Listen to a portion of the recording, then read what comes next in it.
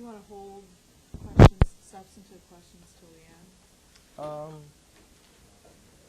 It's a little easier to deal with. Okay. If that's okay. Sure. Then just to so we webcast, and so when they ask the questions, they're supposed to use these Table mics. microphones.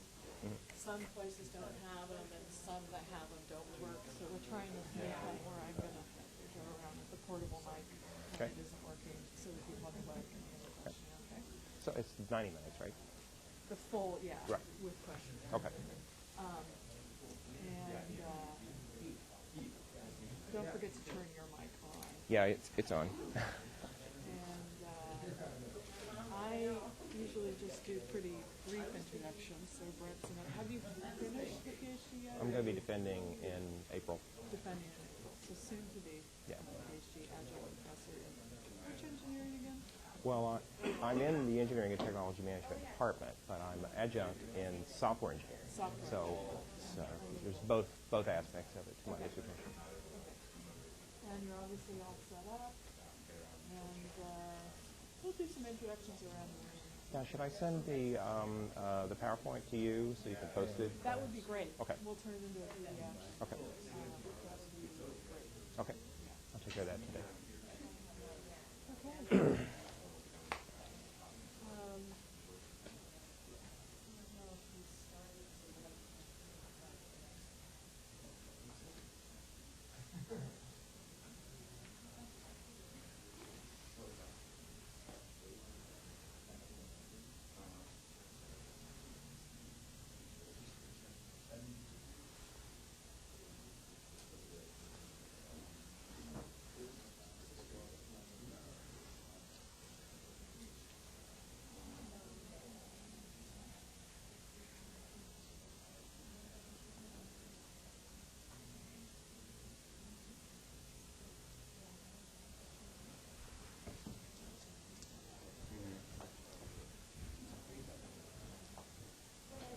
Hey, good to see you. I'll drink the water real quick.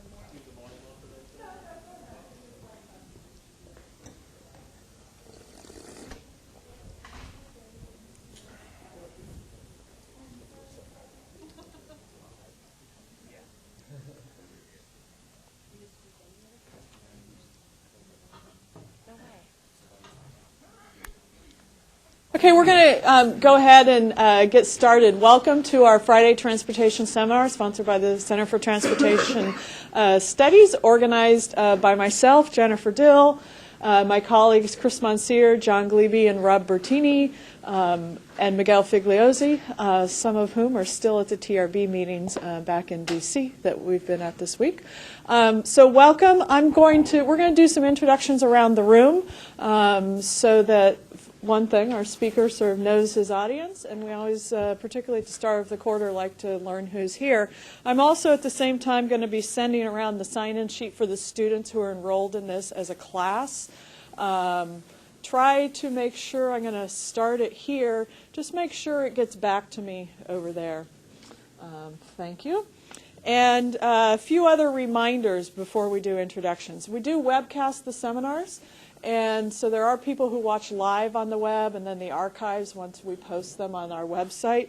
So because we do webcast, when you ask questions of the speaker, which there'll be time for at the end of the presentation, please there's a microphone on most of the tables with a button that says touch. What you need to do is hold the touch button and keep the red light lit while you're asking the questions so the people on the web can hear you. There are a few tables that do not have microphones or some where the microphones are not working, so we're trying something new. I have this handheld mic, and so once we're at the Q&A period, I sort of know where the microphones are absent. And if you're in one of those spots, I'm going to try to come over and give you the microphone so the people on the web can hear your question. So we can be thorough there. The other thing, we have had a few times problems with cell phones and BlackBerries and stuff, the electronic BlackBerries, interfering with the sound system and things. So we ask if you actually turn those off, not just in silent mode. That would be useful. And that's it for business.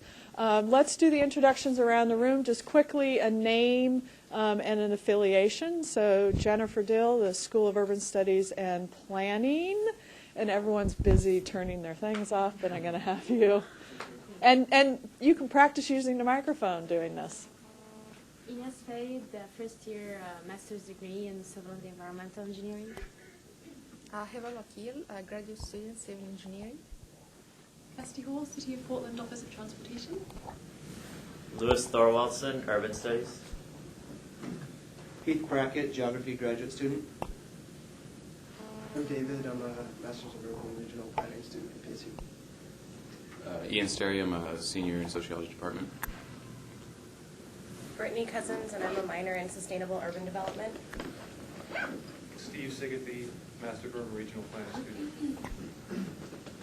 Taylor Sutton, City of Portland Office of Transportation.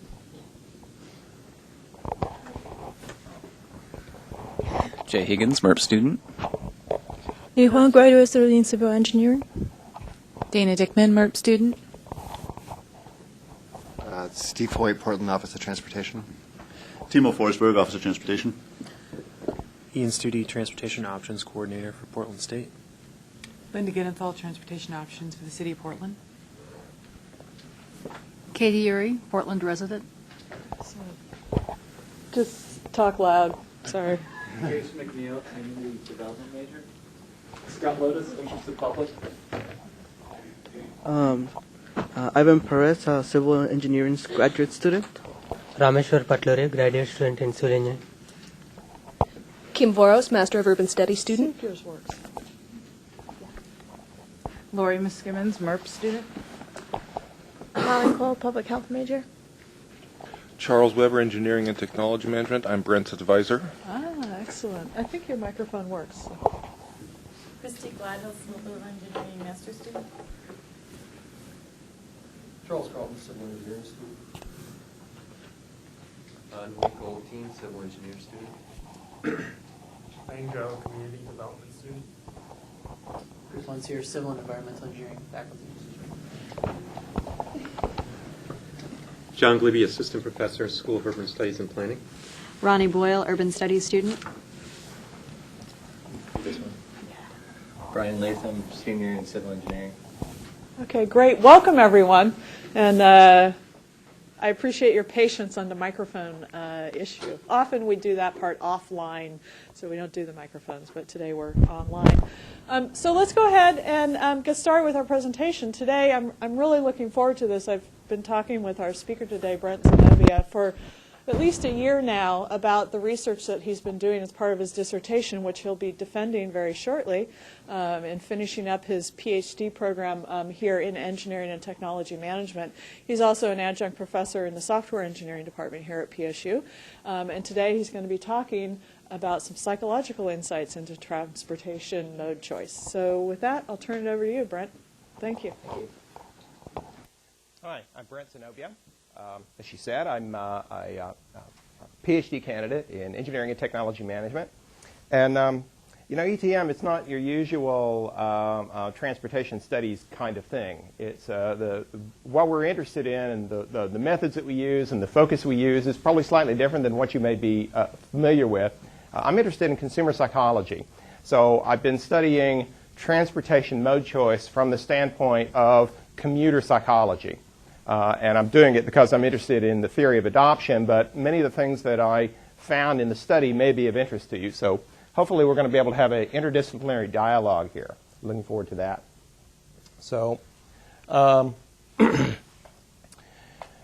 most of the time in both consumer studies and in transportation studies, we're looking at transportation mode choice in terms of models of rational choice.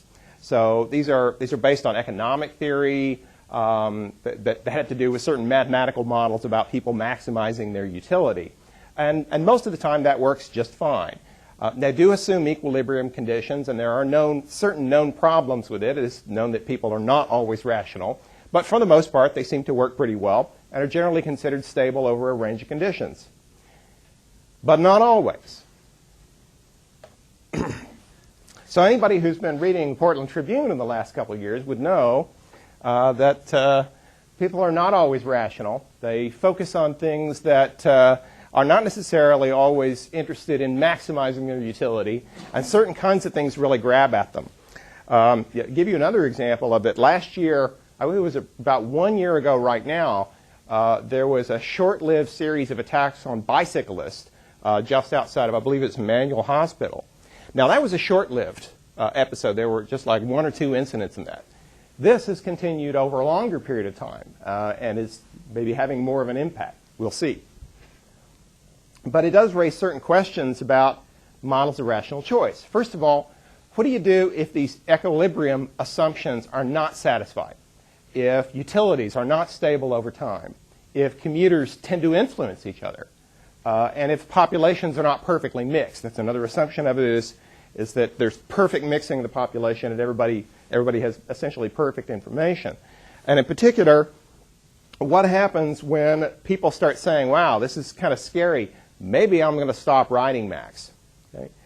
When you get into that, now you're getting into the realm of transportation mode adoption. And that's the area that I'm interested in. So this study, what I'm looking at is the question of how do commuters adopt sustainable transportation modes, by which I mean alternatives to single occupancy vehicles, bicycles, buses, light rail, car sharing, and carpooling in particular. So the objective of this study was to develop a map of the adoption process from the commuter's perspective. So this is a different kind of research. First of all, it's theory-building research. So this is more of an exploratory, trying to identify what the issues are and trying to map the process out so that subsequently I can do follow-on statistical and quantitative research. And in second place, it's a kind of research called process research. Process research doesn't look at variables, it looks at events. So what it's interested in is looking at particular events and what caused them and what effects they have. So we're interested in mapping these in time. The third issue that we're looking at is adoption psychology. That is, I'm particularly interested in the structure and behavior of the adoption process. And I'll get into what I mean by that in a moment. So there's a limitation when you're doing this kind of study. You can't do the same kinds of conclusions that you would with quantitative study. In particular, I'm not using statistical sampling. Instead, I'm using something called theoretical sampling. That is, this is purposeful sampling. So the people I'm talking to because there's a reason why I'm talking to them. They're not randomly chosen. They're chosen because they can help me to understand and to develop the theory that I'm working on. But the limitation of that is that the kind of conclusions that I draw are generalizable with respect to theoretical propositions rather than populations. So that before these conclusions can be applied onto populations, they need to be followed up with statistical research. So having said that, so this was a 2-case design. In the first case, I looked at Portland State University's Passport Plus program. Now, this is an extension on TriMet's Passport program. It allows the bearer to unlimited use of TriMet Max, a bus service, some limited use of the FlexCar service, and also reduced rate campus parking. So what I was interested in doing is identifying how do people make decisions within that program, given that there are the barriers to choosing these different modes are reduced. In the second case, I looked at what's called the winter bikes case. This is a cohort study of first-time novice winter bicycle riders. So what I did is I chose people who did not have a lot of experience in riding under cold, rainy, or dark conditions. And what I was interested in doing is following them over 6 months and identifying what shifts in attitude occurred as they went through their first winter of riding. So for data collection analysis, I'll just cover this very quickly. Passport Plus case was retrospective. So that case, I was talking to people about decisions they had already made in the past. In the winter bikes case, that was longitudinal. So I was following those people over time as it was actually unfolding. There were 42 in-depth interviews, 32 of which were with primary informants, 10 of which were with secondary informants or background information. I used something called the critical event technique to structure the interviews. And for analysis, I used 2 qualitative methods, grounded theory and composite sequence analysis. So here's the model of adoption that I came up with, and just sort of as a glance. And there are 7 elements to this. The first three are the structural elements. Okay? And the structure of adoption includes motives, technologies, and beliefs. I'm not going to talk about them extensively today. Instead, I'm going to talk about the behavioral elements, which I think are probably going to be more interesting to a transportation audience. There are four processes that are involved in adoption. The first is framing. Framing determines which needs are relevant to a technology use situation. The second is selection. What selection is doing is choosing a mode in response to an immediate need. So you need something right now. Which mode are you going to choose? The third is evaluation. Evaluation assesses how well a mode meets a particular need. And then maintenance. Maintenance is involved in determining the functional status of a mode. So we're going to go through each of those in turn. Before I do, I want to point out that most discrete choice models are looking exclusively at selection. Okay? So what we're going to look at in framing, evaluation, and maintenance are pieces that are not commonly dealt with in most mode choice scenarios. So the first one is framing. Framing is about deciding what matters in a particular situation, what factors you're going to include and what factors you're not going to consider. Actually, you don't even think about the ones you're not going to consider. It's only the ones you are going to consider, right? Framing is sensitive to which needs you include and also the order in which you include them. That's called plasticity. That's a well-established effect in decision psychology. And there are basically two sets of needs. The first are situational. Situational needs have to do with why are you doing this in the first place? So it might be, I need to get to work.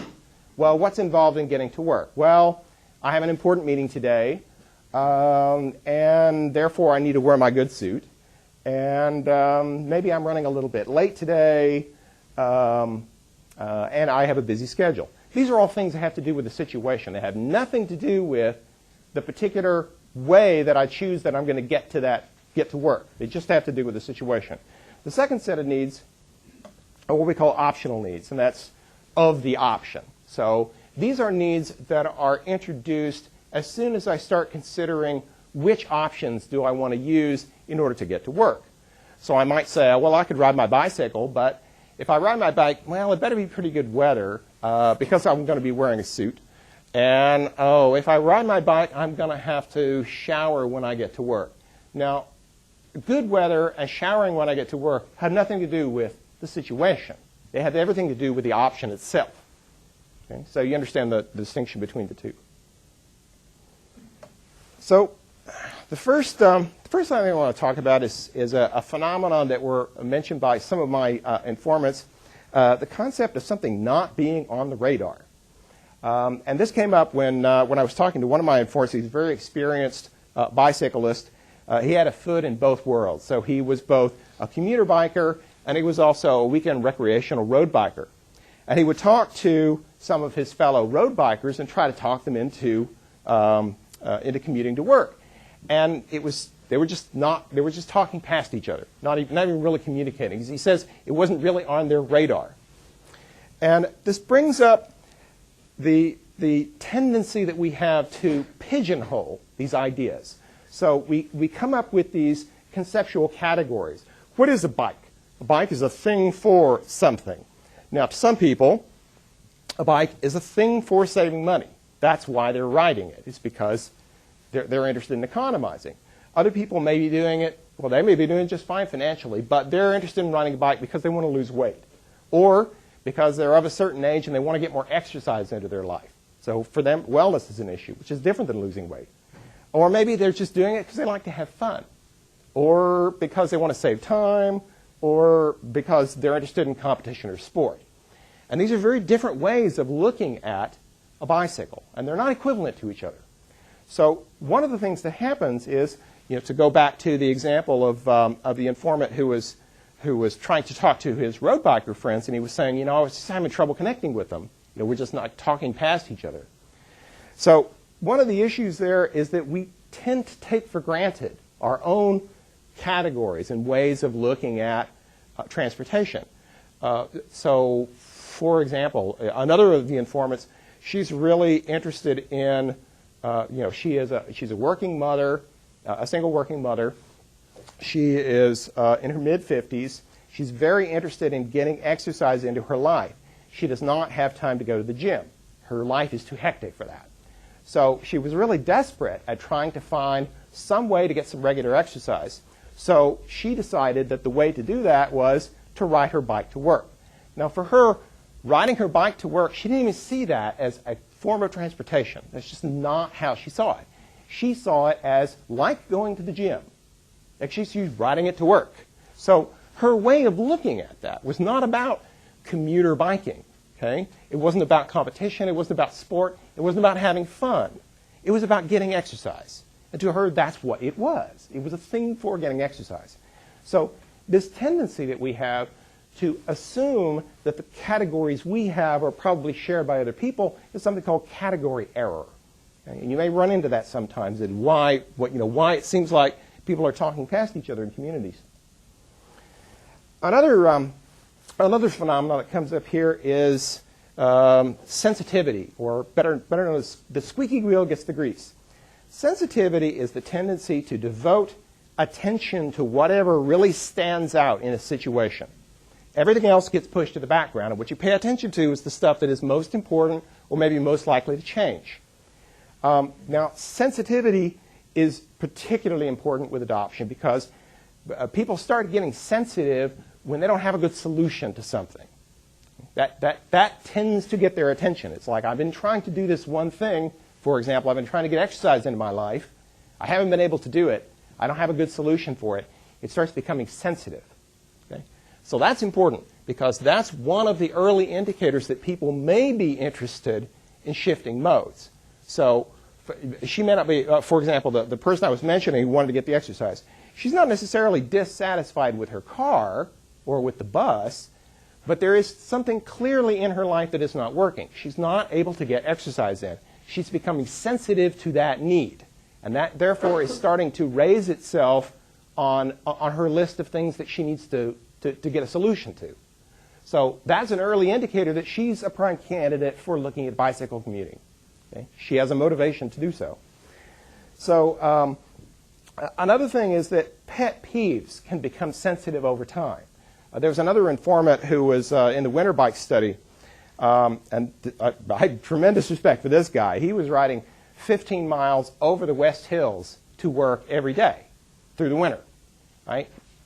You wouldn't get me to ride over the West Hills even once, but he was doing it every day. And he was being very diligent about it, but he had one problem, see? He was pretty satisfied with it, except that when he would ride to the top of the hill, obviously he's starting to perspire, and he's perspiring inside his gloves. And then when he's starting to come down the West Hills on the back side, he's picking up a lot of speed, and his hands are getting really cold. Okay? And this is happening to him every day. And this is a guy that when he gets to work, he has to use his hands. So he gets to work, his hands are freezing. He can barely even move them for the first 30 minutes. So this is clearly a sensitive problem that he has to have a solution to. So he goes online, he starts asking people, what can I do about these gloves, Well, you can do this or that. Well, he goes and buys another pair of gloves. That doesn't work. He goes and buys another pair of gloves. That doesn't work. This guy is trying over and over again to solve this, what might seem like a relatively minor problem. Well, yes, my hands get cold. But it keeps happening every day. See, that's the thing. It's becoming sensitive because this stimulus is continuing to happen and there's no good solution to it. And eventually he stopped riding for that reason. Other kinds of things that you can see, for example, rowdy teenagers on the bus. You can say if this happens once, well, okay, there were rowdy teenagers on the bus today. But if it keeps happening, then it starts becoming sensitized. And anything that is becoming sensitized like that can become the prelude to somebody discontinuing one mode and adopting a different one. Okay? And this is also why these security incidents on the Macs are important.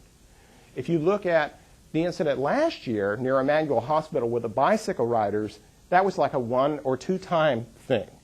But the Max situation is repeating itself in the paper every day for the last 18 months or so. This is something that keeps becoming sensitized on people's radar. So there is a relationship between what we're sensitive to and what we consider important. Okay? And there are 2 different things. Sensitivity has to do with whether you have a good solution to something. Okay? So my hands are getting cold, right? Now, how important is that in the global scheme of things? Well, if it keeps happening every day, it becomes important, but it only becomes important because I don't have a good solution to it. Okay? Now, importance has more to do with a deep connection to other needs. So importance is something that we tend to observe in the breach. I put it to you that breathing is not important. It's only when I can't breathe that it's important. Okay? So importance is more of an absence. It is experienced more in terms of, oh, that's suddenly if something is gone, I've got to have that. If I have it, I don't think about it. It's habit. Right? When it's gone, I think about it. So that's the way importance manifests itself. Sensitivity is the other way around. Sensitivity is something that keeps happening. It's like, I can't ignore this. It's bugging me. It's becoming more of an issue. It's attracting more of my attention. And that can have very serious consequences. So we see up there 2 examples of airline crashes that occurred because the airline crew had started focusing its attention on these particular problems. You know, the landing gear issue. In fact, one of these was out here in Portland in 1978. So there's this warning light that's flashing, and it's getting their attention, and the whole air crew is starting to focus on what's wrong with this landing gear indicator. Turns out it was a faulty indicator, and they weren't paying attention to the fact that the plane was running out of gas. That's why it crashed. Okay? So clearly running out of gas is important, but it's not what they were sensitized to. They were sensitized to that little blinking light that they didn't have a solution for. Regret. Regret is another thing that pops up a lot in transportation. It is, have you ever wondered why it is that people run yellow lights, why they dash across the street to catch the bus? You know, why do people play beat the train at railroad crossings? My mom used to do that when I was a kid. It scared the crap out of me. Regret is not about saving time. Okay? People are not dashing across the street necessarily because they want to get there a few minutes earlier. There's something else, something a little deeper going on than that. The reason why they're doing it is because they want to, well, what regret essentially is, it's that feeling that you get when you missed out on something that if you just done something slightly differently, you could have had it. Okay? So you beat yourself up because, oh shoot, if I just done this differently, I could have gotten that reward. Okay? That's an unpleasant feeling, clearly. And that's why people are doing it. It's like, oh, if I just stretch that yellow light out a little bit farther, I can get through this light. Or if I dash across the bus, I can catch it right this time. It is about not wanting to shift into the domain of losses.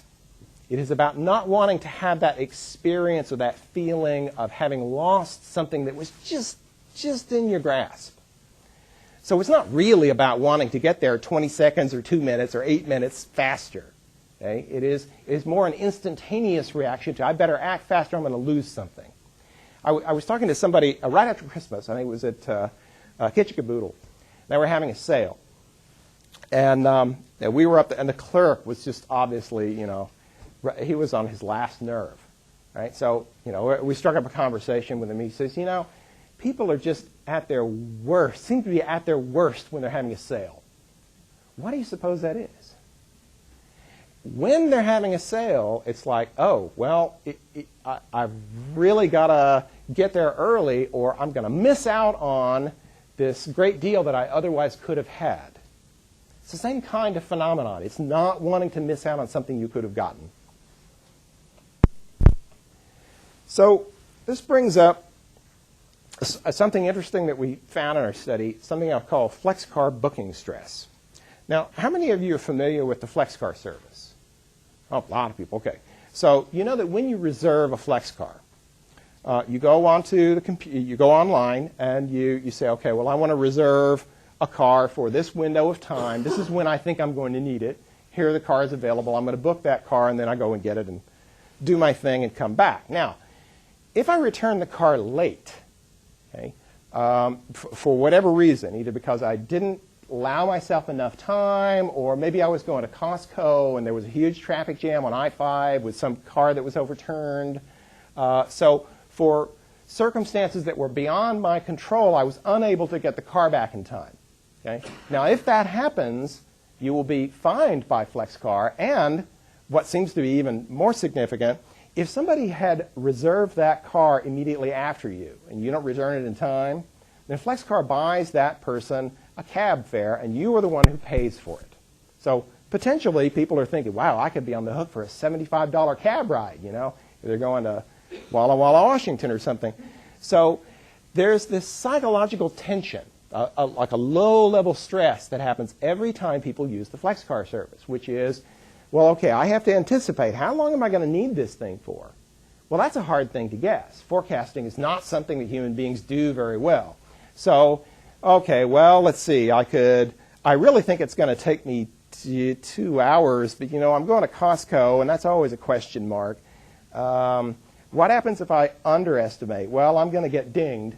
What happens if I overestimate? Well, either I'm going to end up paying more, or if it's PSU who's paying, then PSU is going to end up paying more. So guess which one I'm going to do? I'm going to overbook.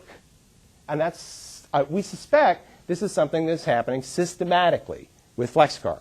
That is, because of this anxiety, people may be tending to overbook the service more than they need to, passing along the cost to their employers, who, needless to say, are not very happy about the extra cost. Okay? So they accuse the employees of being extravagant, whatever, wasteful. So the result of it is this. Every time you use the FlexCar service, there's a certain amount of stress that's involved. Now, let me compare that to the first time you use the bus.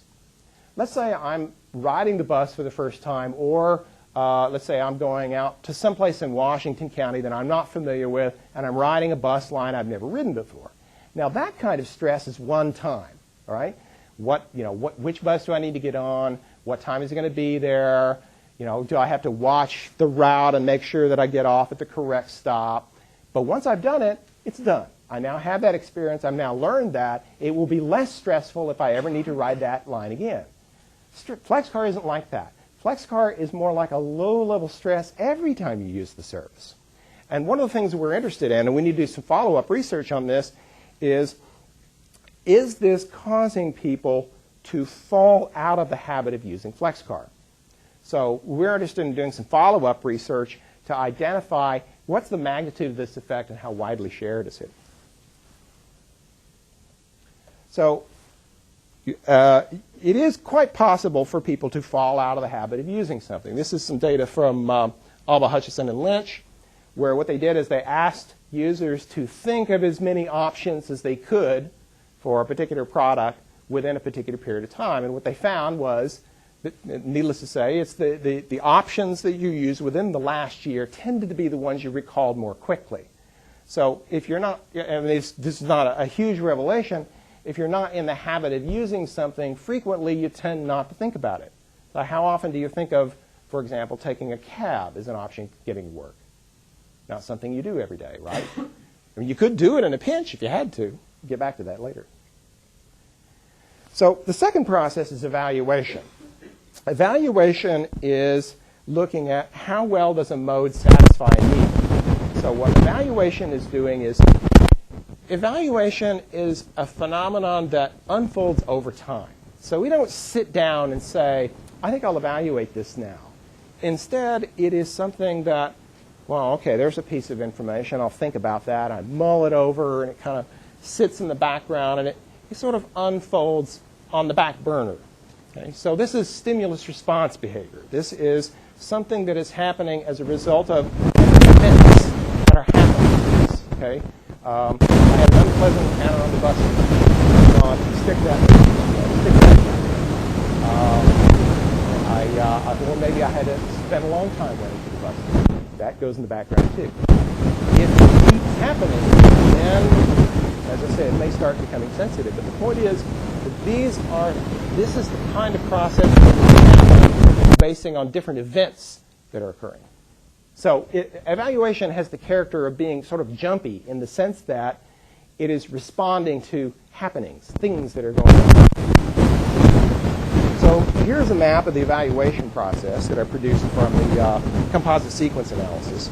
The way that this was done is that for the data I had I had a way of analyzing it so that I could look at different episodes, different decision episodes. So each informant had many different episodes. So this is the result of a plot of 151 different episodes. And the first thing we see is that there's a distinction, the biggest distinction is between novice and experienced users. Okay? In the novice state, the first thing that happens is you have to realize that it's relevant. If you don't realize it's relevant, you're not even evaluating. But for novices, there are basically three states that they're looking at. They're either interested in a passive sort of way. So passive interest might be, well, it seems like it might be relevant, but I'll just sort of wait and see what information happens to come by. I'm not going to actively seek out information. I'm not going to go to the web. I'm just going to sort of listen. And other people may tell me things, sort of passively soak it up. Now, if I get sufficiently interested in that, then I may actively go and seek out information. I may go to the web. I may turn to the newspaper. I may go ask my friends. But anything where you're taking an affirmative step, so that's active interest. And then, of course, I may decide, well, this is not for me, and I'm not going to be interested in it. There is a fundamental divide between that way of looking at things and the experience state. And all of that changes the very first time you use something. So now, once you have that first-hand experience of using it, now you're in a different state. There are basically three zones to this. The top zone are the positive. Okay? Dominant structuring and positive evangelism. Those are both positive states. What's dominant structuring? Well, that's a $20 word. It basically means patting yourself on the back. Okay? Dominant structuring is when you had a good experience and it's like, wow, I really made a good decision there, except for this one thing. Okay? And what dominant structuring is about is getting rid of that one thing. It's about saying, well, maybe that didn't matter so much. So dominant structuring is about constructing a way of looking at the mode so that it is either all good or all bad. Okay? Because we tend to like to eliminate uncertainty and any sort of ambiguities. We like to say, well, riding a bicycle is a great thing. I really love my bicycle. In fact, I think everybody should ride a bicycle. Now you're getting over into positive evangelism. Positive evangelism is when you've gone beyond simply saying this was a good thing, and you're saying, now I'm going to start spreading the word. Now I'm going to try to convince people. Now I'm going to, I'm going to find other people and tell them that TiVo is just the greatest thing since sliced bread, So, or whatever technology it is. It could be anything. And then the other side of the coin are the negative states. That's regret and negative evangelism. Regret we talked about a little bit earlier. Man, that was a mistake. I really wish I hadn't bought that annual pass. I spent all this money on it and I don't really use it. That's regret. Now, if it gets beyond that to say, oh boy, I hate the bus. I had this terrible experience on it. I just think buses are awful and I'm going to tell you about it, because I don't want you riding it either. So that's negative evangelism. We're actively spreading negative word of mouth. And in between those are differentiation and consolidation. Differentiation is, well, okay, it's neither all good nor all bad. There's good things about it and bad things about it. And what are those? So part of the process of becoming experienced in something is learning to recognize what are those distinctions. So taking what was originally this one undifferentiated glob of stuff and separating it into, well, yeah, I really do enjoy riding bicycle, but you have to watch out for the black ice in winter. And rain gear sounds like a good thing, but when you actually wear rain gear, what you find is you're still getting wet. It's just instead of getting wet from the rain, now you're getting wet from the perspiration because it keeps all your heat in, right? So this is differentiation, learning what matters in a particular situation. Consolidation is when you just sort of take it all and lump it into one category. Bikes equal good, or bikes equal bad. So, as I said, the really critical distinction here is between novice and experienced users. And they differ considerably in terms of what they consider to be important. Now, there was an interesting marketing study that came out 2 years ago. What they did in that study is they had a mock-up of a hypothetical music player system, and they showed it to people who were experts on hi-fi kinds of things and people who were not. And they had different modes that they could do. They could do one that had all kinds of bells and knobs and whistles, and they had one that was extremely simple, very few bells and knobs and whistles, and one kind of in between. And what they found was there was a very definite shift in perception between people who had no experience of using that versus the people who had actually had a chance to try it and learn what mattered to them and what didn't. And it didn't make any difference whether you were an audiophile or not, whether you were an expert on the subject. What mattered is whether you had any experience at it. Particularly it mattered on two dimensions, capability and usability. Now let's look at how that plays out in transportation. So bike lanes. This is a demonstration of capability.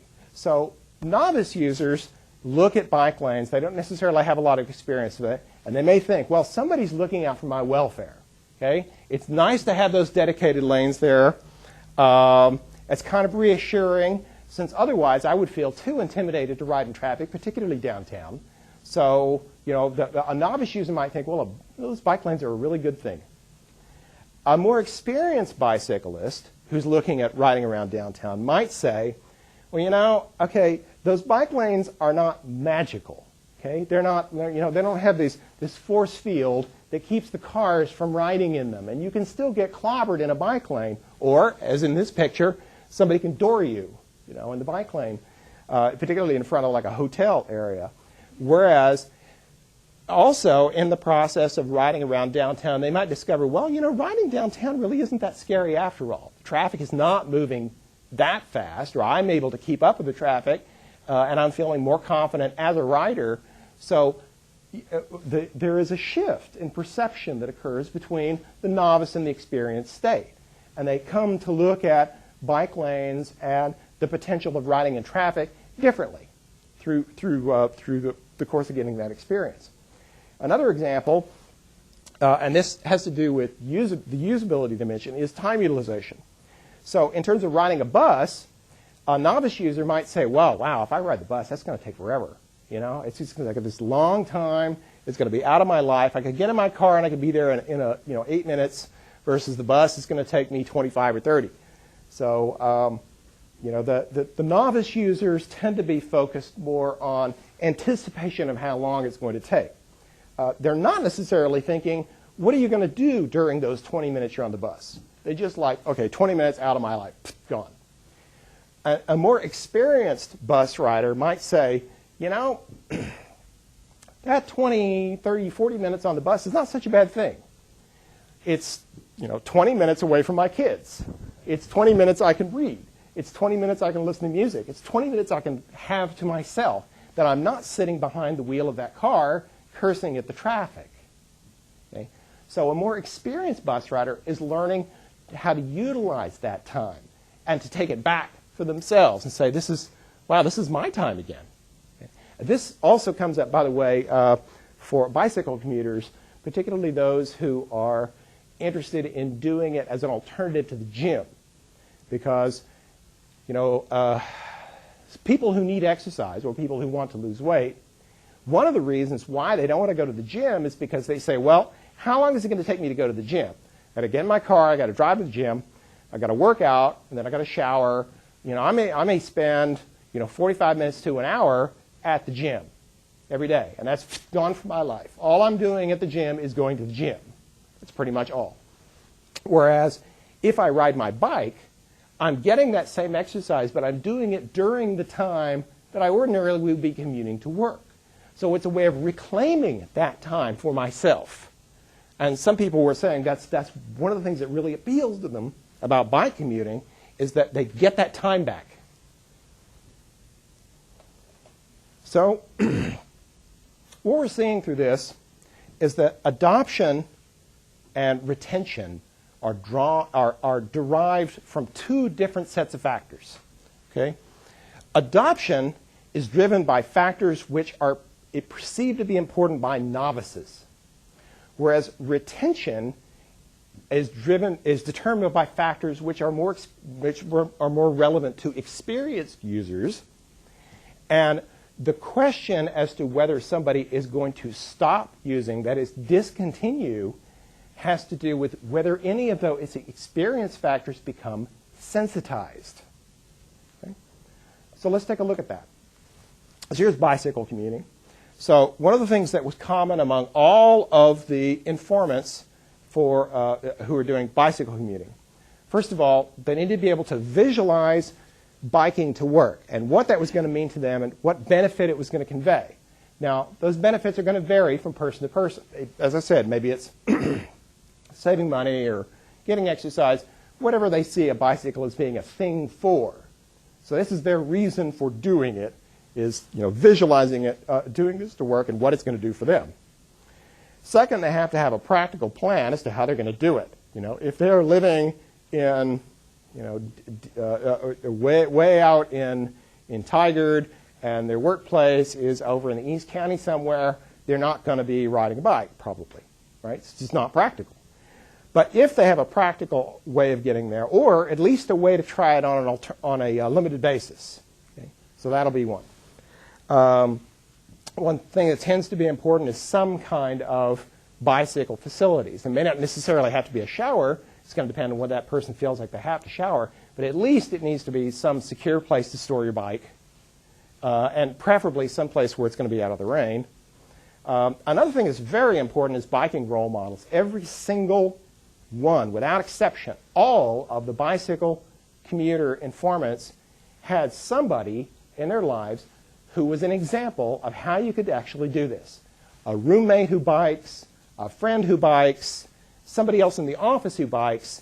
So this is very definitely an important factor, is just some kind of role model that they can, somebody that they can ask and say, wow, that seems interesting. How do you actually do that?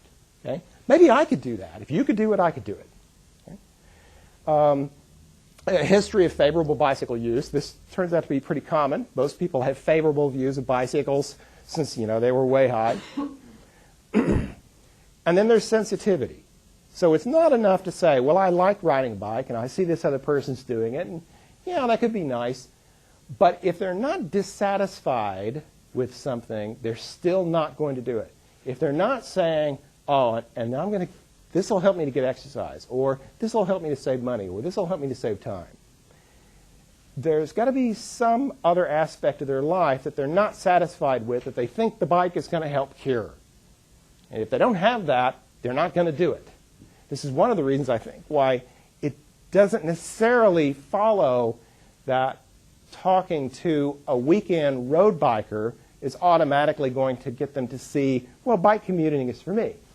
Because if they're perfectly satisfied, if they're getting exercise on the weekends, okay, they may be perfectly satisfied with the amount of money they're spending on their car. Maybe they really get a lot of enjoyment out of their car. They may not be dissatisfied with anything. So simply because they are, recreational bikers, it does not automatically follow that they are people who are good candidates for bike commuting. And then finally, some kind of triggering event. So this is where things like Bike to Work Week, the bridge pedal, any sort of event that that shakes people out of their complacency, out of their habit, out of their equilibrium. That's important. That's why in fact, that's why stores have sales. Here's a reason to buy it now as opposed to waiting for any other time.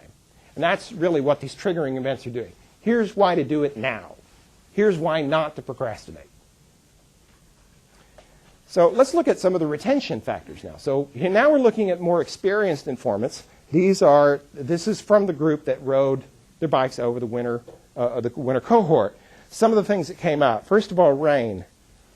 Well, you're going to have to deal with a lot of rain if you ride over the winter, right? So initially, naively, the novice people are saying, well, I'll just get rain gear and everything will be fine. Until they actually start riding with the rain gear and they discover, well, I'm still getting wet. It's just I'm getting wet because of the sweat instead of the rain. Plus which, it is a hassle to get that rain gear on and off. So is it really worth it? Have you ever wondered why so many bicyclists over the winter are wearing dark clothing? Doesn't that seem strange to you? Why in the world would anybody want to wear dark clothing while they're riding a bicycle in these dark Portland winters, right? Are they just asking to get hit by a car? Well, guess what? You can't see if they're wet. That's why they're doing it. they're saying, rain gear is a hassle. I don't want to mess with it. I'll just wear dark clothing. So when I get to work, nobody will see that I'm wet. So, but it makes a certain sense. Okay, it does. Not a lot of sense, but it does. So that's the way that some people respond. They either they're wearing dark clothing or they're wearing clothing that dries out pretty quickly. That's one strategy for dealing with the rain. So then there's the dark. Okay, and initially, the novice user is saying, how am I going to see in the dark?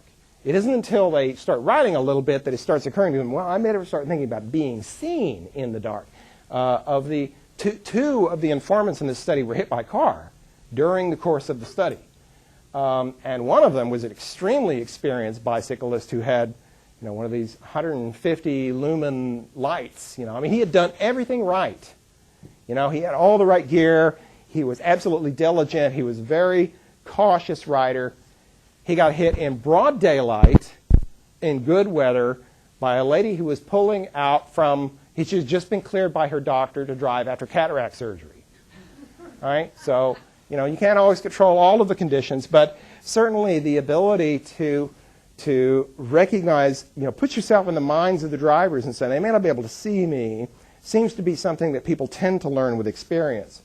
There's also seasonal affective disorder. That may play a role. I'm not sure how much of one. But one of the things that did happen during the study is that people tended to bike less during the deepest, darkest part of December. And it may be that their energy level was sort of down because it was so dark, because of seasonal affective disorder. But I'm not convinced that that's a big effect. But then there's rain plus dark. And rain plus dark is not the same as just rain or just dark. Rain plus dark is its own thing, right? It is 1 + 1 = 3, right? And it is the experience of, well, why should I worry about this stuff that's coming up in the winter? I've ridden in the rain, and I've ridden in the dark. But I haven't necessarily done both of them. And it's until you do that, you realize, I can't see my hand in front of my face, one informant was talking about riding on the Springwater Corridor, and he had his headlight on because there's not any lights on there. And one of the things he was finding was in rain plus dark, he had this bright headlight to be seen, and all he could see was little raindrops being reflected back at him. Okay, so it was like he had this bright light so that he could see where he was going and to keep from being seen, but he couldn't see where he was going because rain plus dark, it was reflecting all this light back on it. So then there's cold. Cold seems to have been probably one of the more important factors that caused people to stop riding during the winter, and it was principally because of black ice. Okay? It's obviously not very much fun to ride in the cold, but you can bundle up and everything. It's not easy, though, to regulate your body temperature while you're riding. Okay? It's tough to do because if you're comfortable while you're on the bike, you're going to be baking like a meatloaf whenever you get to wherever it is you're going. Some of the people I was talking to who were very experienced in other kinds of sports said, bike riding is the toughest thing to regulate your body temperature, much harder than other kinds of sports. So that was an issue, and then that's related to hygiene. The ability to be comfortable and to maintain your appearance. Certainly, one time I tried, as part of the study, I was what's called participant observation, which I rode during the winter. And one time I had to wear like a suit, and fortunately I wore a dark suit because by the time I got where I was going, I just was very glad that I wasn't showing that I had just ridden my bike down there. But anyway, so that's an issue. And then wind, of course, it's not much fun to ride in a heavy, strong headwind or dense fog. Fortunately, this is something that doesn't happen very often. If it did, I think, things would be very different. But because it is not happening very often, it tends not to sensitize people. It's like, okay, well, it was, heavy headwinds once or twice, but not something you have to deal with regularly. Time utilization, that's a big one. Particularly with regard to rain gear, because the thing about rain gear is not only is it not necessarily affording as much protection as it should, but it's a hassle because first of all, you have to find it. Okay? And I don't know about you, but I'm not necessarily the most organized person in the world, and some of the other informants were not that organized either. And it's just tracking down all the little bits of rain gear that are here and there and all over the house. That takes time. And then getting it on takes time. So you got your moon suit on, and you get on your bike, and you ride down there. The bike ride the bike ride takes about the same amount of time as it would any other time of the year. But it's when you get there, and it's like, okay, now I got to take all this stuff off. I got to hang it up somewhere it's going to dry. So for example, if I rode my bike down here to campus, it might take me, 25 minutes just for the bike ride portion of it. But if you tack on another 5 minutes to get ready and another 5 minutes to take the stuff off when you get here, that's 10 minutes on top of a 25-minute ride. From a percentage standpoint, this is a big difference. Okay? So winter bike riding there's a time utilization issue that comes up with that. And then road hazards and maintenance, those two are linked. In the winter, there's just all kinds of crap on the roads, glass, that sort of thing. And then maintenance is another issue, so your bike is getting all dirty, having to do more regular maintenance. Some people are saying, because the roads don't seem to be swept as often, I don't know whether it's true or not, but they seem to get more flats during the winter. Now, the point here is these are all things that tend to be visible to more experienced riders. And if these things continue to occur on any kind of regular basis, any one of these can become a reason for not riding anymore. So if they become sensitive, they become a reason to discontinue. There we go. So how many of you heard the expression the loser cruiser? Okay. This was something I heard from one of my informants. It seemed to be more common in places like Los Angeles or Memphis than it is here. But this is getting at another phenomenon, which is what happens when the transit service drops to a certain level where it's so bad you can't really come up with a cogent argument as to why you're using it. So here's a quote from an informant who grew up in Memphis. And he's saying, if you rode the bus in Memphis, you would be like this extremely second-class citizen. That you would be seen as somebody who was not a real adult, somebody who is not able to take care of their basic needs. Every adult, it's important that they be it's important to adults to feel like they're responsible for their own mobility and that they're able to take care of their own problems.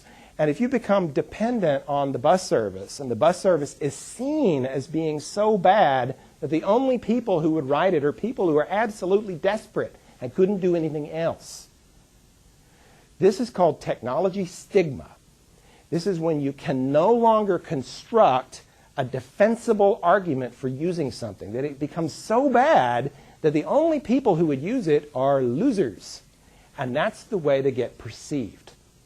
I suspect that this may have something to do with the mean streets phenomenon. Why there are certain cities in the United States that have pedestrian and bicycle fatalities which are far and above what you would normally expect for a city of that size. I suspect it is related to this idea that, okay, well, if they're losers, they're fair game. It's almost like that. Okay? And this seems to be something that is possible for pretty much any product or service. When the level of service drops below a certain point where you can no longer justify why it is you're using it, then anybody who uses it gets a stigma attached to them. Okay? So there's a sort of vicious circle there. Third process is selection. Selection is, I'm not going to say a lot about selection because this is something that's been extensively studied through transportation mode, discrete choice models. So selection is simply choosing a mode in response to an immediate need. I need to get to work. How am I going to do it? Okay? It's not about evaluating it. It's not about framing it, although those processes are related and they're involved in it. Selection, okay, I mentioned before that evaluation is kind of jumpy. Evaluation is something that occurs in response to various different things that are happening. Okay, so thing happens, you react to it. Selection isn't like that. Selection is something that seems to involve concentration. So selection is something that you're maintaining a certain train of thought for a few moments to make a decision. And then once that decision's done, you go forward from that. So this is a different kind of behavior than stimulus response behavior. And selection, habits become very important in selection.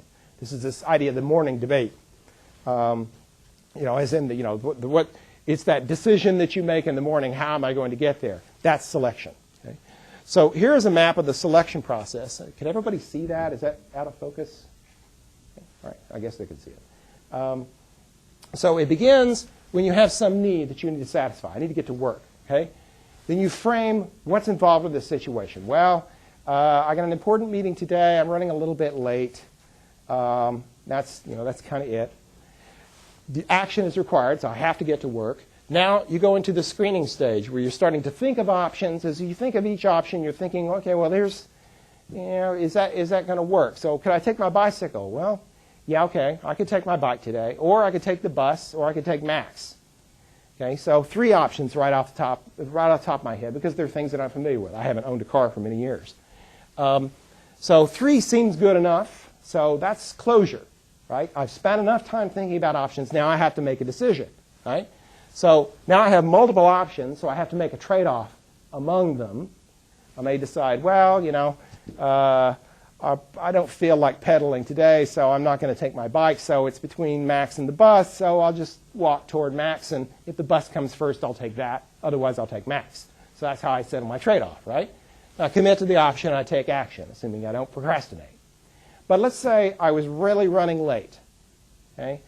In that case, I might get, after the closure, I might say, well, I don't really have any good options here. Okay? My meeting is in 15 minutes, and it's going to take more than that if I take Max or the bus. So I have no good options. Now, when that happens, that need becomes sensitized. Okay? That's part of this process of how things become sensitized. Okay, I don't have a good way of getting to my meeting in time. What am I going to do? So I could either say, well, if I'm going to blow it off, I'm just not going to go. Now, assuming that I can't blow it off, now I have to step back and reframe. So what's involved in this? Well, shoot. I guess I could just be late. Okay, so one option is to simply settle for less. Okay, I'm going to have to drop one of my needs, and next time I'm going to make sure that I don't put myself in this situation because I'm going to plan ahead a little more and not allow myself to be late. Or, wow, I could take a taxi. So this is an epiphany. An epiphany is when you're facing no good options and then something comes to you. Okay? So another option comes, that gets evaluated through the usual process. And that's the basics of the selection process. So the last is maintenance. Maintenance is determining the functional status of the technology. This, too, is stimulus response behavior, so it's happening in reaction to various happenings and things that are going on in the world. So the maintenance process is pretty simple. There are 3 axes: obtainability, accessibility, and operability. Okay, and let me give you an example of what I mean. I have an old typewriter in the back of my closet. I could use it if I wanted to. That is, it is accessible to me. So it's in my closet. Unfortunately, I don't have a ribbon for it anymore. So it's not operable. And I can't buy a ribbon anymore. Have you tried to buy a ribbon for a typewriter lately? They're just not obtainable. So that's how you have these combinations of these different factors. Whether it's at hand, whether it is currently working, and whether you can get another one. Okay? The obtainability axis only matters if it's not accessible or it's not operable and you want to fix it or you want to buy it or something like that. Yeah. You couldn't adopt a computer cartridge or something for the use of that? Well, yeah, my inkjet printer, it's out of ink. So, what am I going to do? I guess I could go refill it. So anyway, that's the gist of the maintenance process. And any violations here for accessibility or inoperability are just going to turn it into a showstopper. You can't use it if it doesn't work or you don't have access to it. Right? You can sometimes use it if it's not obtainable. Okay? So if my typewriter did have a ribbon, I could still use it even if I couldn't replace the ribbon if anything happened to it. So this brings up max parking garages. And this was something that came out from a couple of informants who live out in Washington County, out in Gresham. These people live out in the suburbs, and they say, you know, I would really take Max downtown to PSU more often, except that Sunset Parking Center garage is full all the time, from 7 o'clock in the morning on. It's like, you don't get there at, by 7 o'clock, forget it. It's easier to find parking on campus than it is to find a spare parking space in that garage. So, you call TriMet up and you say, well, I'm not very happy about this. What are the alternatives? Well, you could go to Milliken Way or you could go to Beaverton Creek. Well, sure, I could add 20, 30 minutes to my commute. Now, from a percentage standpoint, that makes a big difference because if you go to the Sunset Transit Center and you get off of Goose Hollow and then you go to PSU, you're looking at like an 8 or 9 minute max ride.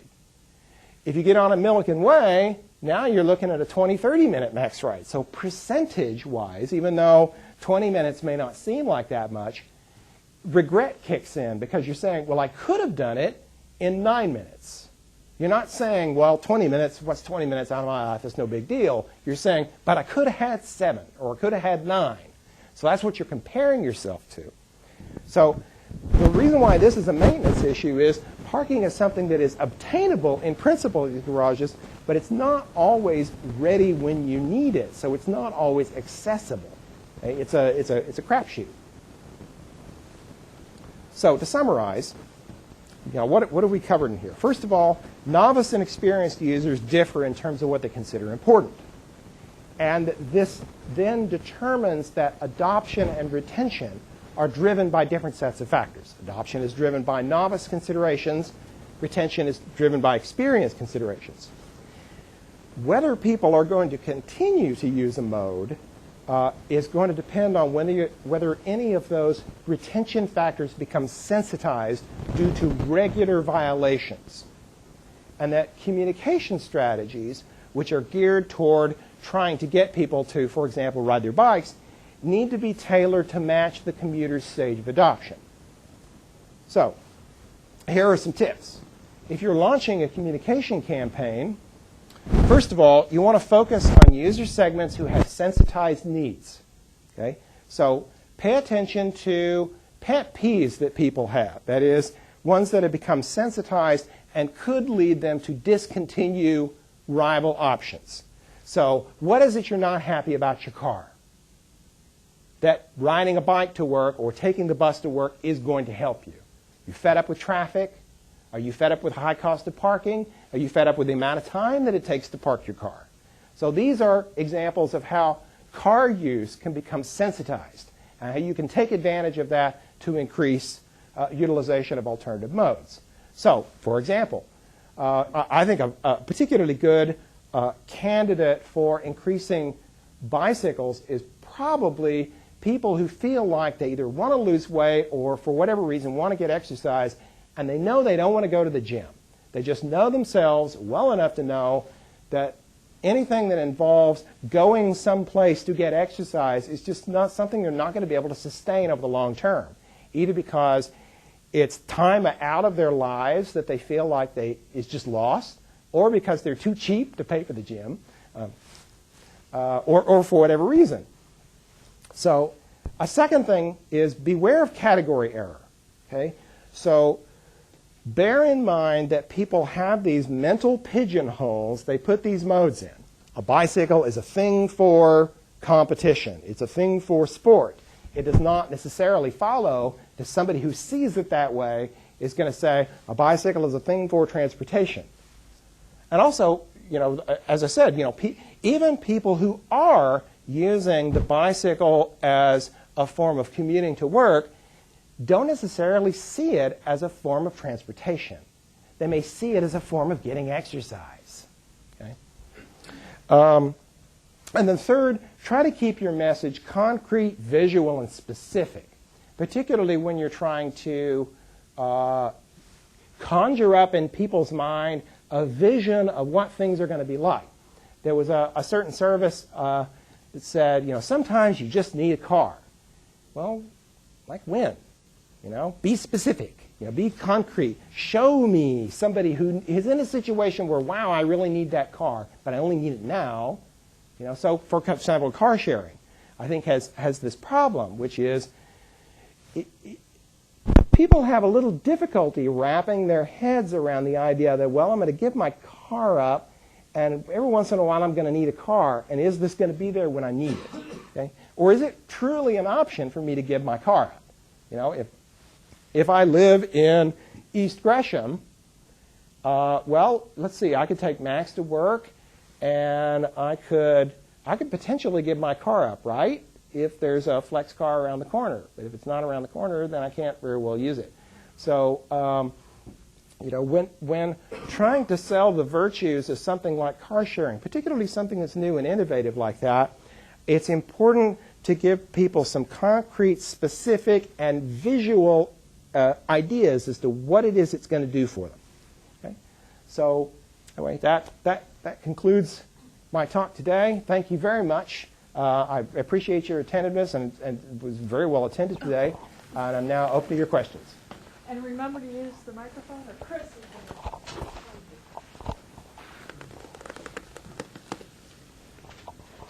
to. Yeah, sure. In regards, I got it here. In regards to the flex car issue, it seems a rather heavy penalty to pay, and also quite a stressful thing. Given all that you've looked at, any recommendations that you would have to kind of say mitigate? So the question was for the flex car service, given the stress of booking it, how much you do things differently. Well, first of all, let me say, we need to do some follow-up research to find out how real this is. Okay, this came out of a study that was not really designed to estimate statistical kinds of things like how widespread it is. But if that were the case, I think I would want to look at that policy about you have to pay for somebody else's taxi ride. I think fines are one thing because that's fixed. If I say, well, I'm going to get a $5 or $10 fine, something like that, well, okay, I know what that is. It is the unknown nature of that taxi ride, I think, that grabs people. And they think, what is the most expensive taxi ride I've ever taken in my life? And that's what I'm going to have to prepare myself for. In my case, it was a $75 taxi ride in Bombay in the middle of the night. And I was glad to pay it and get out of the cab alive. So, but anyway, it's that unknown nature of it, I think, that kind of grabs people. And it's not rational, but you're not going to see me saying people are rational. It's just... Yeah. You spoke a lot about people having problems with cycling in rain gear in the winter. And did you have any notable success stories of people solving their problems and overcoming them? Yeah, the question was about people riding in the winter and having success stories. I would say the most, the one informant in particular, I was absolutely inspired by her. She had experienced a serious life-threatening illness, and she had to have emergency surgery. It was ear surgery. She was like flat on her back for a year, and she could not ride in a motor vehicle. She couldn't ride in a car. Riding on the bus made her ill. So she's facing this serious, difficult issue of having to come back from this devastating illness and surgery. And while she was laying there recuperating, trying to put her life back together again, she remembered her mother's bicycle and how, these sort of happy memories of her childhood and, how much she really loved riding her bike when she was a kid. And then she thought, well, maybe I could ride my bike. She could maintain her balance well enough to ride her bike. And she had a couple of technical problems that she had to solve. But when she got that, she got her bicycle, and it was such an empowering feeling for her to be able to take charge of this again and feel like she was starting to get back on track in her life, and also this emotional connection to her mother. And it was just this, just this wonderful story about And she was the most diligent rider of the whole cohort. She absolutely rode every day, no matter what weather. She was just a tank. She just, and she's not a big woman. She's just a small woman, and she's just, I was just really inspired by her.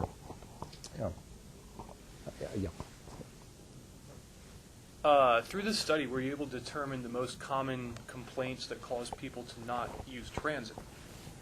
Okay, this is a limitation of the study that I can't really come to the kind of conclusions that say, what is the effect of X on Y? What was the size of effects? What I can do is identify themes. I can say some of the things that came up as to why people didn't use transit. And the tricky thing there is that it's hard to separate, when you're talking to somebody about why didn't you use transit, okay, they're going to give you some stated reason which is not necessarily the real reason, okay? So, I've heard all kinds of bizarre reasons. The buses are dirty or smelly, or you're going to get mugged if you go on the bus, or, But I think what it really comes down to is, you remember I was talking about this effect called dominant structuring, where you're patting yourself on the back? Well, people do that in regard to options that they don't choose as well. So they may say, I'm not going to ride the bus because, well, frankly, I'm too lazy, or I like riding my car, but I feel guilty about driving my car because I'm adding the traffic congestion, because I'm adding global warming, for whatever reason, okay? But it doesn't a way of sort of getting rid of that guilt is to say, but the bus is bad because of X, Y, Z. And then you sort of manufacture these reasons as to why you didn't ride the bus, wherein you really had to do with the fact that you just didn't want to get out of your car. Or maybe you felt like your needs were perfectly satisfied with your car, whatever. So you have to be kind of careful in looking at that. And that particularly comes up when you're doing a survey, because all that stuff gets thrown out the window when you're doing a survey. It's just lost. Yeah, back there. So you mentioned some of the factors, regrets, and I can't remember what the other word, but in terms of motivating factors, and you just mentioned this, the urge to be, say, feeling guilt or shame about not being a good environmental citizen, et cetera. How much did that come up in terms of people's pursuit for Very little. to be? I really don't. From what I'm able to gather from this study, I went into it thinking, well, people may be deciding they want a bicycle or take the bus because out of sort of environmental motives. Nobody gave that as a first reason. It was always like a second or third, like I say, patting yourself on the back kind of reason. They had other reasons for doing it. They wanted to get exercise, or they wanted to save money, or because taking the car to campus was just this horrible nightmare, because there wasn't enough parking, and it was expensive, and it was time-consuming to find it, yada, yada, yada, yada. It was a combination of sensitivity, that is dissatisfaction with some other choice, and this seemed to be a good option for these reasons, and oh, by the way, it's environmentally friendly too. And that seemed to be how the environmental factors were fitting into this. It was one more reason onto the pile. Yeah, somebody on this side, I think. I'm just wondering, in your experience, are transportation agencies or any other groups who are trying to advocate transit use and bike usage, are they aware of these kinds of factors when they try to guide their policies? Boy, am I the wrong person to answer that. It's like this. I'm in engineering management, so I'm in a different field. It's somebody. So I note that the people in the room who are those people are shaking their heads yes. Okay. Well, maybe we can work together then. Yeah. So one particular instance of that I found was very insightful was your distinction between what novices are looking for and what experienced users are looking for. And your example was bike lanes. And that's a very topical one in Portland right now, because we put down a lot of bike lanes. And what do we find? We find that people are getting run down in them. And the city is wondering what they should do. Well, okay. And you have some insights. Okay. First of all, it's not immediately obvious from this study that they're a bad thing. What we are finding from this study, let me go back to the original. You remember I was telling you about that study where it was a marketing study that gave people the stereo player, and one had lots of knobs and the other had very few knobs. What they found is the novices were attracted to the ones that had all kinds of knobs and bells and whistles.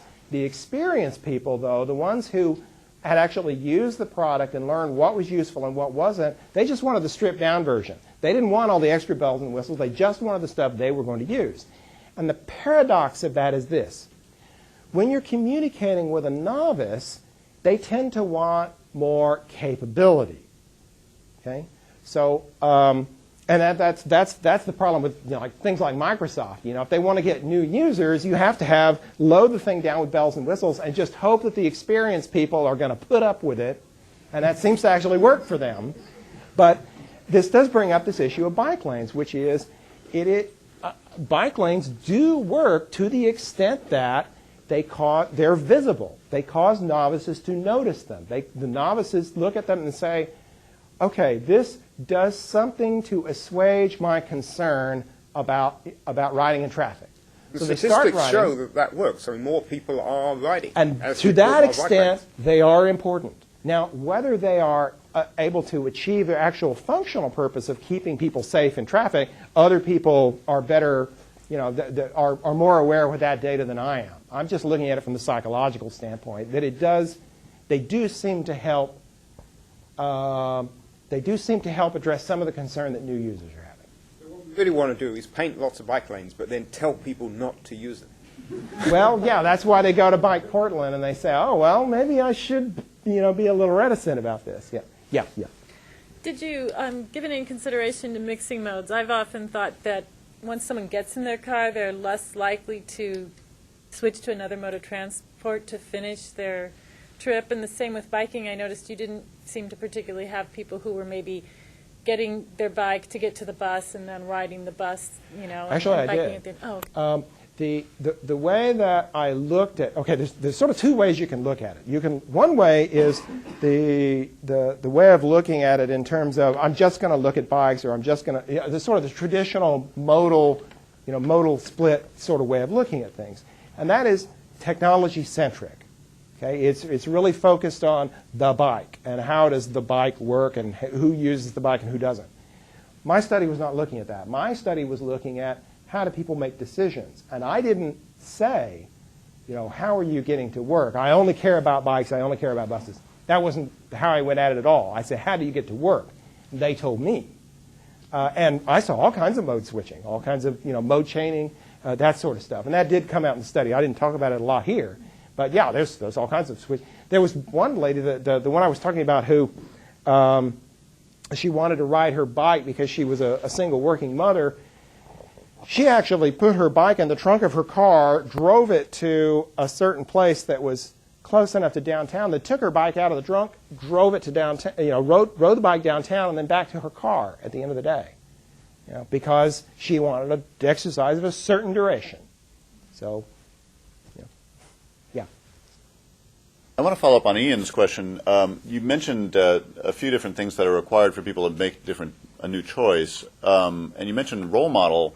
I'm wondering if you heard anything about actual, for lack of a better word, peer pressure. That people saw other people in their group using a certain mode, and that would more likely be a bike than, say, a bus. That's an interesting one.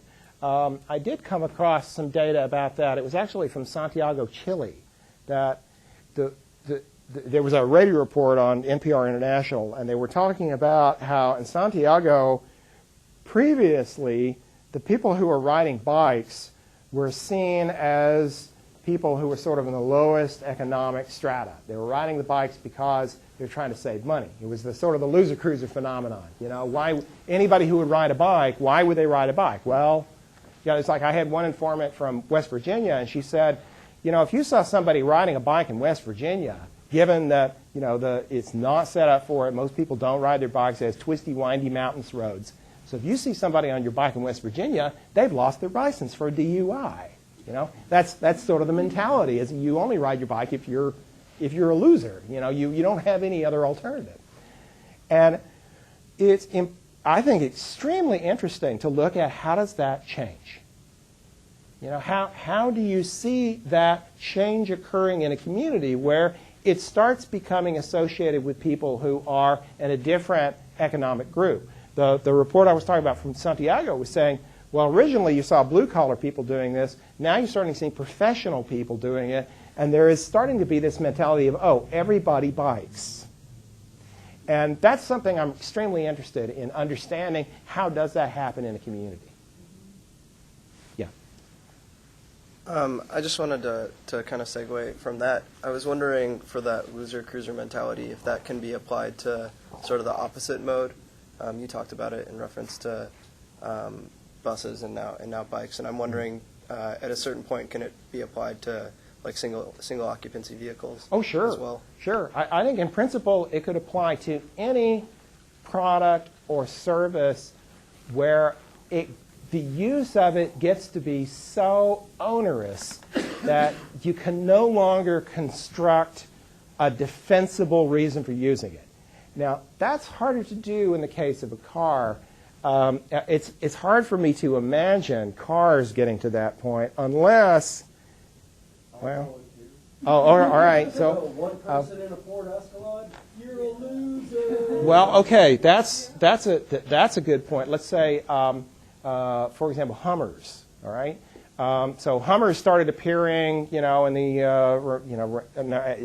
around the time of 9/11 is when I first started. Actually, the first time I noticed a Hummer was just before the turn of the millennium, and it was right after the year 2000. I think it was like March 2000, something like that. I picked up one of those, Portland Auto, one of those free newspapers that has like all the auto listings, and I had one listing. It was like, a 1999 Hummer with a complete set of spare parts for sale for, $100,000. I was like, oh, this is one of these people that were going to hole up in the cabin, in Idaho when the year 2000 bug was going to cause everything to reset, right? So you do see that with different modes of transportation. I think to some extent you may be seeing that with things like Hummers. It becomes stigmatized. But like I say, it's whether it's going to happen to all examples of that category, I don't know. So, yeah. So we have one web question that, given our time, might be the last one, but I want to give our web viewers an opportunity, and it's regarding the evaluation step and the triggering event, and like a bike to work week. And she's wondering if triggering event actually holds. In other words, if it triggers and then if behavior is going to last much beyond a week or so. That's a good question. I think the answer is that a triggering event is no more than that. It is simply a stimulus. And if the other conditions are not satisfied, then it's going to come and go. It is what makes a difference with a triggering event is, let's say I've been thinking about riding my bike to work, okay? And the reason is because, well, I'm not very happy sitting behind the wheel of my car every day. I find it a hassle to ride in traffic. It's a pain in the butt to try to find parking space and pay for it and all this kind of stuff. And yet, it's one of those things that I've been procrastinating on. I keep meaning to do it one of these days, and I don't know why it is. I just can't seem to get my act in gear to actually do it. And then something like the bike to work week or the bridge pedal comes along.